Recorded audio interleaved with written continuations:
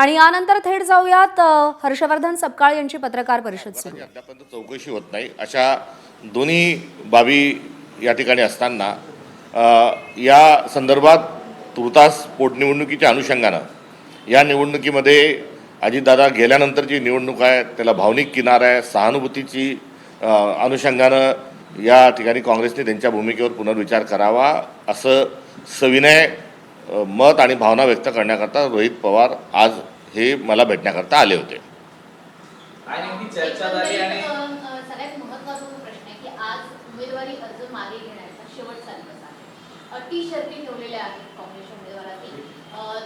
आजही तुम्ही अटी शर्तींवर कायम राहणार आहात की इतका म्हणजे सुमित्रा पवारांचा फोन येणं, राष्ट्रवादीचे नेते भेटणं, इतका काही निर्णय बदलला आहे का? आमची अट आणि शर्त ही काही कुठल्याही प्रकारची चुकीची नाही, किंबहुना अट आणि शर्त ही राहण्याची आवश्यकताच नव्हती. आमच्या उमेदवारांनी स्थानिक पातळीवर भूमिका घेतली की अजितदादांच्या अपघाताच्या संदर्भात गुन्हे दाखल करावे आणि मग मी विड्रॉल घेतो, ही त्यांची जी भूमिका होती ती भूमिकेवर आजही आम्ही ठाम आहोत. मात्र हे होत असताना ही भूमिका मांडावी लागते. गुन्हा दाखल करावा ही मागणी करावी लागते. गुन्हा दाखल करावा यासाठी पोलीस स्टेशनमध्ये जाऊन बसावं लागतं. गुन्हा दाखल करावं यासाठी हुज्जत घालावी लागते. गुन्हा महाराष्ट्रात दाखल होत नाही म्हणून कर्नाटकमध्ये गुन्हा दाखल करावा लागतो. ही सर्व जी आहे ही या सरकारचे वाभाडे निघण्याचा हा प्रकार आहे. आणि मुख्यमंत्री देवेंद्र फडणवीस हे किती श्रूढ आहेत आणि या गुन्ह्यात ते गुन्हा नोंदवू देत नाही, अजितदादांच्या अपघाताची चौकशी होऊ देत नाही. हे झरीतले शुक्राचार्य म्हणून देवेंद्र फडणवीस जे बसलेले आहेत हे सर्वस्कृत आहे. आणि या संदर्भामध्ये सरकारने गुन्हा आमची मागणी होण्याच्याच आधी आणि इथपर्यंत बोलण्याच्या आधी हा गुन्हा त्यांनी नोंदवून घेतला पाहिजे होता. ते सरकार मूकं बहिरं आंधळं आहे हे विरोधक म्हणून आम्ही म्हणतच होतो. मात्र या प्रकरणाच्या अनुषंगानं असंवेदनशील आणि बेशरम असल्याचं देखील समोर येत आहे. रोहित पवार यांनी तुमच्याशी संपर्क साधला. भाजपचे नेते म्हणतात आम्ही शिष्टाई करू.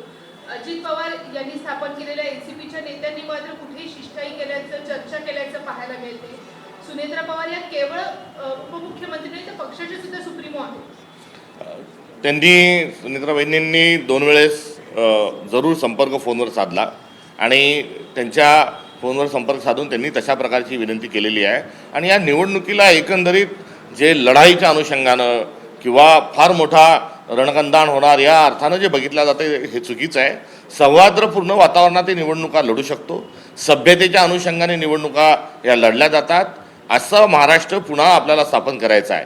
या निमित्तानं एक सुसंस्कृत स्वरूपाच्या महाराष्ट्राची आणि एक सहानुभूतीच्या अनुषंगानं विरोधी पक्षांना साथ घालण्याची एक पद्धत कुठेतरी जी सुरू झाली आहे हिचं मी स्वागत करतो. मात्र अलीकडच्या काळात निवडणुका म्हणजे एकदम थेट लढाई असं ज्याला हिंसक जे स्वरूप आलेलं आहे आणि या हिंसक स्वरूपासोबत पैशाचा मोठ्या प्रमाणावर जो वापर सर्व निवडणुकात होत आहे ही अत्यंत चुकीची बाब आहे. या संपूर्ण बारामतीच्या पोटनिवडणुकीच्या अनुषंगानं आपण सभ्यतेच्या दिशेने वाटचाल केली पाहिजे. ही एकंदरीत या प्रकरणाच्या अनुषंगानं होत चाललेली वाटचाल कुठेतरी आशादायक आहे. सुनेत्रा पवारांनी तुम्हाला फोन केला, एकदा नाही दोनदा केला तुम्ही म्हणताय. तुमची जी अट आहे ती गुन्हा दाखल व्हावा. सुनेत्रा पवार या स्वतः उपमुख्यमंत्री आहेत, स्वतः सरकारमध्ये आहेत. तुम्ही तुमची अट त्यांना सांगितली का? त्याच्यावर त्यांचा काय रिप्लाय आहे? नाही, आमची जी भूमिका आहे ती भूमिका सर्वस्कृत आहे. ही भूमिका जी आहे आम्ही माध्यमातून सांगितलेली आहे, पहिल्या दिवशीपासून सांगतोय. आमच्या स्थानिक उमेदवाराने देखील ही भूमिका सांगितली आहे. या भूमिकेच्या अनुषंगानं प्रतिसाद हा कुठेतरी सत्ताधारी पक्षाने दिला पाहिजे. तो देत असताना आढळून येत नाही. भेटीनंतर राष्ट्रवादीचे अनेक आमदार ही आता आपल्या भेटीसाठी येणार असल्याचं कळतं आहे. कसं पाहता याकडे? उशिरा का होईना पण राष्ट्रवादी अजित पवार यांच्या पक्षाचे आमदार आपल्या भेटीला संपर्क साधतात तुमच्यासोबत. 15 मार्च रोजी ह्या निवडणुका जाहीर झाल्या आणि 15 मार्च नंतर तब्बल 5 एप्रिलपर्यंत कोणीही संपर्क साधत नाही. याचा अर्थ राष्ट्रवादी अजितदादा पवार गटातील नेतृत्वाला या निवडणुकीशी काही घेणं देणं नव्हतं का? इतके दिवस त्यांनी का संपर्क साधला नाही हा मूळ प्रश्न या निमित्ताने उपस्थित होतो. आणि या प्रश्नाच्या अनुषंगाने त्याचं निरसनी कुठेतरी झालं पाहिजे. त्यांचे काही खासदार दिल्लीलाही आहेत, काही राज्यसभेत आहेत. या सर्व लोकांनी आमच्या पक्षश्रेष्ठीला भेटण्याच्या अनुषंगानंही कुठे त्या ठिकाणी ते संपर्क साधला नव्हता 5 तारखेपर्यंत. ही बाब देखील एक सत्य कुठेतरी आहे. त्यामुळे या निवडणुकीशी त्यांना देणं घेणं नव्हतं का भारतीय जनता पक्षाच्याच मोठा भाऊ म्हणून या निवडणुकीची सगळे सूत्र त्यांच्याकडे सोपवली होती का, हे प्रश्न यातून स्वाभाविक स्वरूपात निर्माण होतात. सर, आता या सगळ्या बारामतीच्या विधानसभेच्या पोटनिवडणुकीतून माघार घेण्याच्या प्रक्रियेचा जो काही निर्णय आहे तो आता तुम्ही स्वतः घेणार आहात की पक्षश्रेष्ठी काँग्रेसच्या पक्षश्रेष्ठींकडनं होणार आहे? निर्णय घेण्याचा चेंडू तुमच्या कोर्टात आहे का? या संदर्भात आम्ही भूमिका घेऊन पुढे गेलो. आमचा सर्व प्रक्रिया पूर्ण झाली आणि आम्ही अर्ज दाखल केलेला आहे. आणि या संदर्भात ज्या विनंती येत आहेत, जे सहानुभूतीच्या अनुषंगाने जे बोलल्या जात आहे, या संदर्भात मी महाराष्ट्रातील सर्व आमच्या आदरणीय नेत्यांच्यासोबत संपर्कात आहे. मी त्यांच्याशी चर्चा करत आहेत आणि त्यांच्या सर्वांशी चर्चा केल्यानंतर या संदर्भामध्ये पुढची भूमिका हा काँग्रेस पक्ष ठरवेल. सुनील तटकरे असतील किंवा प्रफुल्ल पटेल असतील, यांनी तुमच्याशी काही संपर्क साधण्याचा प्रयत्न केलाय का? कारण कुठेतरी एनसीपी मधनच ही निवडणूक बिनविरोध होऊ नये अशा अर्थीचं एक वातावरण तयार केलं जाते का? केवळ सुनेत्रा पवार या संपर्क साधताना दिसत आहेत? सत्य आहे, सुनेत्रा वहिनींच्या शिवाय या संदर्भामध्ये अगदी कोणीही अजित पवार राष्ट्रवादी पक्षाच्या वतीने आमच्या कोणत्याही नेत्याशी अथवा पक्षाशी संपर्क साधलेला नाही. सुनेत्रा पवार एकीकडे आपल्याकडे फोन करतात, मात्र दुसरीकडे पार्थ पवार यांनी केलेलं विधान हे देखील विसरून चालणार नाही. त्यावरती काँग्रेसची आत्ताची भूमिका नेमकी काय असणार? नाही, त्यांचं मुळातच त्यांचं वक्तव्य हे ध्यानात घेण्यासारखं नाही. त्याच्यामुळे त्यांचं वक्तव्य हे निराधार आहे आणि ते प्रगल्भतेच्या मापदंडात आता गेलेलं असल्यामुळे त्यांच्या वाक्याच्या संदर्भात त्यांना आज उद्या परवा कधी ना कधी पश्चाताप झाल्याशिवाय राहणार नाही. हीच या निमित्तानं त्यांना माझी शुभेच्छा आहे. परंतु आता विषय असा आहे की पार्थ पवार यांच्या वक्तव्यामुळे तुम्हाला असं वाटतंय का की कोणी त्यांना चुकीच्या पद्धतीनं काही गोष्टी सांगत असतील किंवा काही गैरसमज निर्माण करण्याचा प्रयत्न करतात? नाही, पार्थ पवार हे कोण आहेत? तर ते अजितदादांचे पुत्र आहेत. त्यामुळे अजितदादांची लिगसी त्यांच्याजवळ आहे. या अनुषंगानं त्यांनी त्याचा निर्वाह करत असताना सर्व गोष्टीची जाण आणि भान ठेवली पाहिजे. आता ते कोणाचं ऐकतात, काय ऐकतात, कशामुळे झालं हे तपासणं काही काँग्रेस पक्षाचं काम नाही. आणि ते आमच्या पक्षाशी दुरान्वय त्यांचा संबंध नसल्यामुळे ते असे का बोलले, का नाही बोलले, या गोष्टींच्या संदर्भात मला कोणती माहिती नाही. मात्र ते भारतीय जनता पक्षाच्या सोबत राहून आता वेगळेच आणि म्हणजे निराधार आणि कुठल्याही प्रकारचं संदर्भ नसणारे वक्तव्य करण्याच्या अनुषंगाने त्यांचा प्रवास चालत असल्याचा दिसून येतो. बारामती पोटनिवडणुकीतून माघार घेण्यासंदर्भात तुमच्याकडे विनंत्या सगळ्या होताना पाहायला मिळतात. परंतु दुसरीकडे राहुरी देखील पोटनिवडणूक लागली आहे, तिथं देखील सेम परिस्थिती आहे. शिवाजीराव कर्डिले यांचं निधन झाल्यानंतर सहानुभूतीची लाट आहे, तिथं देखील अक्षय कर्डिले बरोबर आहे. उमेदवारी त्यांनी दाखल केली आहे भाजपमध्ये. मग तिकडे देखील आता राष्ट्रवादी काँग्रेस शरदचंद्र पवार पक्षाचा उमेदवार आहे, मग त्यांनी देखील माघार घ्यावी का या सगळ्या निवडणुकीतून? कारण की एकाला एक नाही, ही या निमित्तानं या सर्व एका नवीन सभ्यता स्थापित करण्याच्या एक संस्कृती घेऊन जाण्याच्या अनुषंगाने चर्चा होते, ही चांगली बाब आहे. मात्र आपण जर या 2 निवडणुका वगळून मागच्या 5 निवडणुकांकडे गेलो तर कुठेही अनुभूत झालेली नाही. त्यामुळे भारतीय जनता पक्ष सोयीचं बोलणं हे कुठेतरी टाळावं आणि या संदर्भामध्ये पक्षाच्या पलीकडे जाऊन कुठेतरी विचार करण्याची आवश्यकता आहे. सोयीचं वागणं हा भारतीय जनता पक्षाचा स्वभाव झालेला आहे, हे यातून सिद्ध होत आहे. काही तास उरलेले आहेत, नेमकं आता कुठल्या वरिष्ठांशी चर्चा करायची बाकी आहे? काँग्रेसचा निर्णय कधीपर्यंत आम्हाला कळणार? नाही, आज कालपासून या संदर्भामध्ये आमच्याकडे विनंती येत आहेत. आम्ही आमचा उमेदवार तिथे ठामपणे उभा आहे. उमेदवार किती सक्षम आहेत आणि वैचारिक भूमिकेतून आणि काँग्रेसशी किती निगडीत आहे हे आपण सर्वांनी बघितलं आहे. आता या नवीन सर्व येत असणाऱ्या या विनंतीच्या अनुषंगानं मला महाराष्ट्रातील आमच्या सर्व नेत्यांशी चर्चा करणं हे आवश्यक आहे आणि त्यांच्याशी चर्चा केल्यानंतर त्यांचा या संदर्भातली जी भूमिका आहे, भावना आहे, ही एकत्रित स्वरूपात आम्ही ठरवू आणि त्यानंतर आम्ही आमच्या वरिष्ठांशी चर्चा करून या संदर्भामध्ये पुढे जाण्याच्या अनुषंगानं निर्णय घेऊ. कोणत्याही परिस्थितीत माघार नाही असा अशी जी भूमिका आहे. तुम्ही स्पष्ट बोलतात, मात्र एकत्रित वरिष्ठ नेत्यांसोबत चर्चा करून तुमच्या काँग्रेस उमेदवाराच्या ज्या अटी होत्या नामांकन अर्ज दाखल करताना आज 3 वाजतापर्यंतची मुदत आहे माघारीची, तुम्हाला काय वाटतं? चित्र ह्या निवडणुकीला लढण्याकरता, सामोरं जाण्याकरता आम्ही तयार आहोत. निवडणुकीच्या लढण्याच्या अनुषंगानं कुठल्याही प्रकारची अडचण नाही. आमचा उमेदवार सक्षम आहे, त्या ठिकाणी सर्व आमचे नेते जाऊन त्या ठिकाणी प्रचार करणार आहे आणि निवडणूक ही आम्ही वैचारिक पातळीवर वैचारिक भूमिका घेऊन आम्ही निवडणूक लढतो आहे आणि ती निवडणूक लढत असताना आमच्याजवळ कुठलाही आविर्भाव नाही. आम्ही काही कुठल्या अहंकारात बोलत नाही. त्यामुळे आमची लढण्यामागची जी भूमिका आहे ही कुठे खोड घालणं, कुठे खोडसाळपणा करणं ही नाही. तर एक वैचारिक भूमिका घेऊन आम्ही लढण्याच्या अनुषंगाने आमची पूर्ण तयारी झालेली आहे.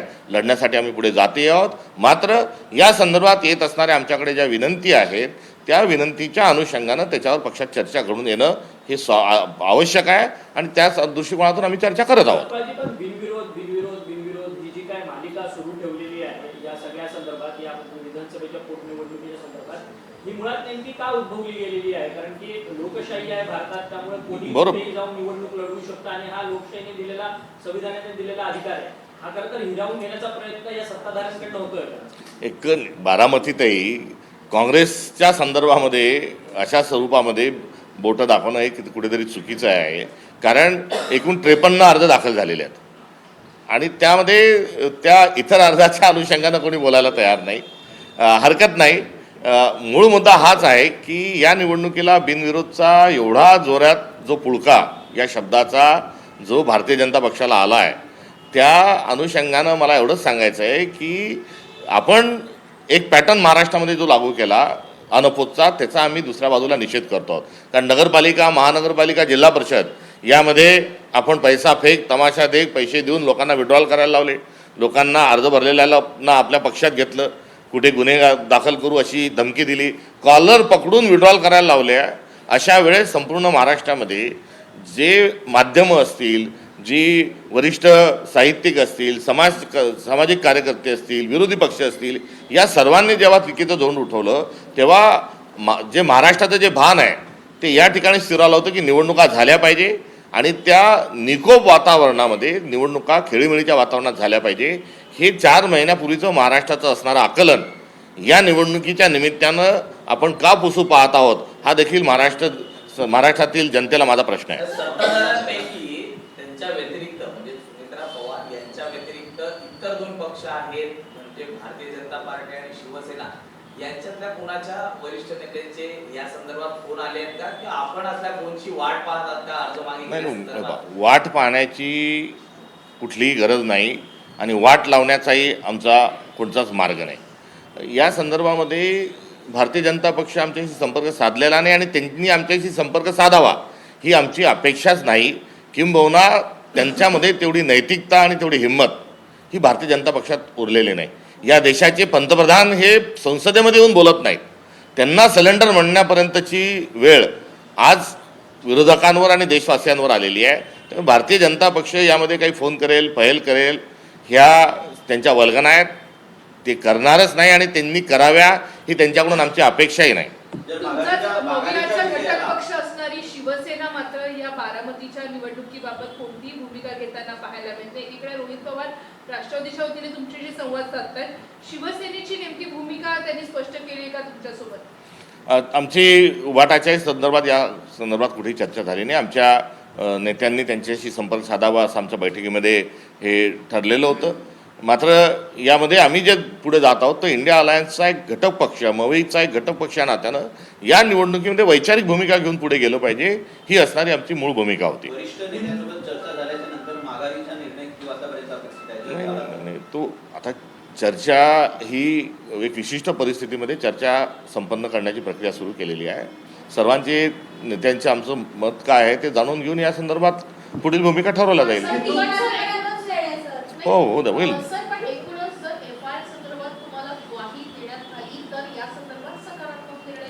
FRI दाखल करण्याची आमची मागणी ही कायम आहे आणि या मागणीच्या करण्याची वेळ आली हे एकंदरीत महायुतीचं अपयश आहे आणि काँग्रेसनी या संदर्भामध्ये गुन्हे जे आहेत हे कर्नाटकमध्ये दाखल केलेले देखील आहेत.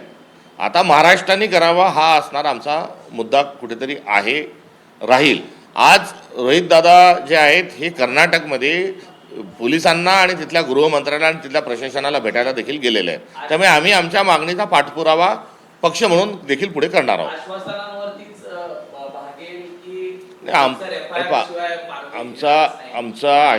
आमचा आश्वासनाचा किंवा काय ज्या सरकारवर आमचा विश्वासच नाही आणि जे सरकार आश्वासकच नाही त्यांच्याकडून आश्वासन काय घ्यायचं. त्यामुळे हा कुठेतरी एका सहानुभूतीचा दीर्घकाळ अजितदादा हे काँग्रेससोबत होते, त्यांच्या मृत्यूने एक महाराष्ट्राने एक फार मोठा नेता गमावला आणि अशी हळहळ व्यक्त होत असतानाच्या पार्श्वभूमीवर आमच्याशी संपर्क साधला जात आहे. शरद पवारांनी आताच